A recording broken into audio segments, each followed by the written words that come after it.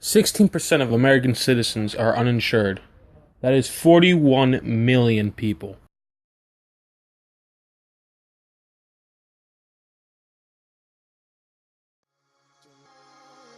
Going without coverage can have some serious health consequences for the uninsured because they receive less care, and delayed care often results in more serious illness requiring advanced treatment. Being uninsured also can have some serious financial consequences. Medical bills can put a great strain on the uninsured and threaten their physical and financial well-being. The uninsured is significantly more likely than individuals covered by employer coverage, non-group insurance, or Medicaid to have trouble paying medical bills. Almost 40% of uninsured adults have outstanding medical bills. Health providers can choose not to provide care to the uninsured. Only emergency departments are required by federal law to screen and stabilize all individuals. However, the uninsured are not necessarily more likely to use the emergency room than those with insurance. If the uninsured are unable to pay for the care in full, they are often turned away when they seek follow-up care for urgent medical conditions.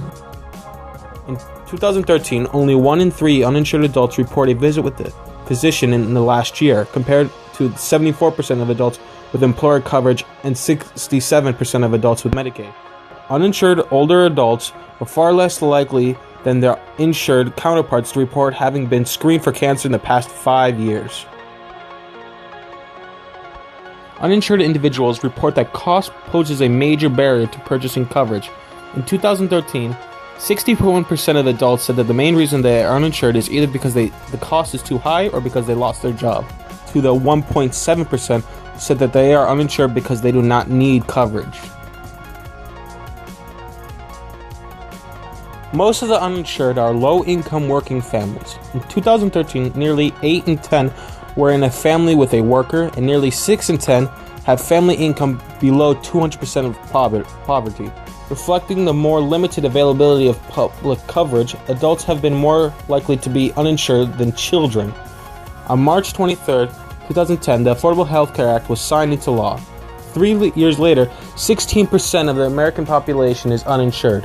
That is 41 million people. To get a better understanding of the issue, we interviewed local Sean Tate, who benefited from Canada's universal healthcare system.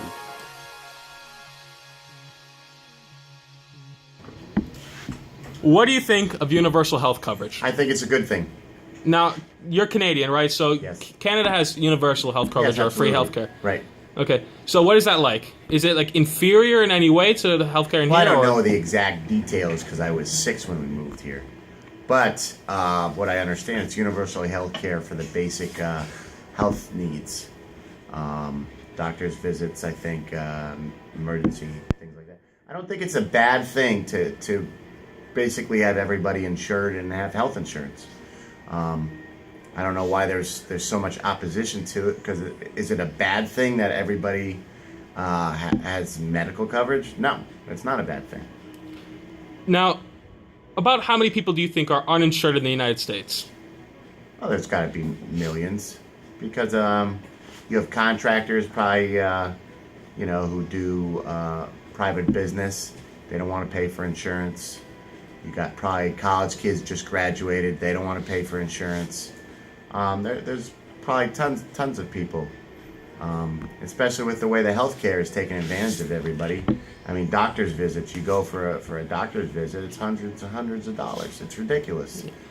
Now, according to the last census in 2013, it's estimated that about 16% of the American population is uninsured. That's 41 million people. Right. And of that percentage, 1.6% don't have health care because they don't think they need it. The rest can't afford it because they don't have a job, or it's just out of their price range. Okay. Now, what do you think for the families that can't afford it? How do you think that puts them in a position, and when they have kids that inevitably get sick? I think it's tough, and that's why I don't think Obamacare was a bad thing. I think they pushed it forward too fast, and I think there's some flaws in it. But is it a bad thing that every American has health insurance? No, and you have some of these poor families who can't afford health insurance. What's wrong with that? Now, some people think the main reason why some of them are against universal health coverage or free health care is because they feel like some people don't deserve it. How do you judge who deserves it, who doesn't deserve it? Are there some people who try to beat the system? Yeah, some people with welfare try to beat the system. Some people try to beat the system with motor vehicle tickets, with anything.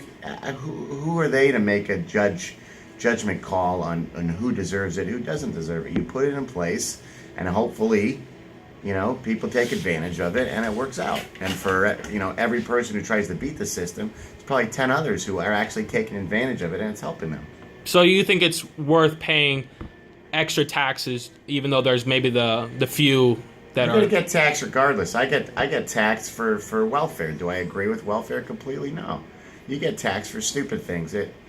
It's so minimal. It's not like it's hundreds and thousands of dollars to have everybody have health insurance. It's really not. But if you're a small contractor, I do understand there are some problems there with the cost, but you know what? That's the way life goes. Pick another profession if you don't like that. Yeah. Now, some people are also against it because they feel like it's too socialist, and it's not very democratic that they have to pay for everyone. Here's the thing: it's democratic. Do you really think that the healthcare system's fixed? The amount of money that we pay for visits, for X-rays, for everything, is that really? No, the healthcare companies are the one that's getting richer and richer and richer. Is that really? That's the democratic way? But what happens? There's no more middle class anymore. You have the really high ups, and everybody else is falling down.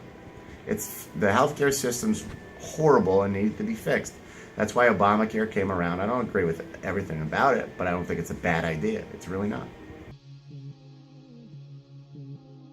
So, we know the issue, but what do we do about it? Well, what we do is we pass legislation to make healthcare free for any resident of the United States.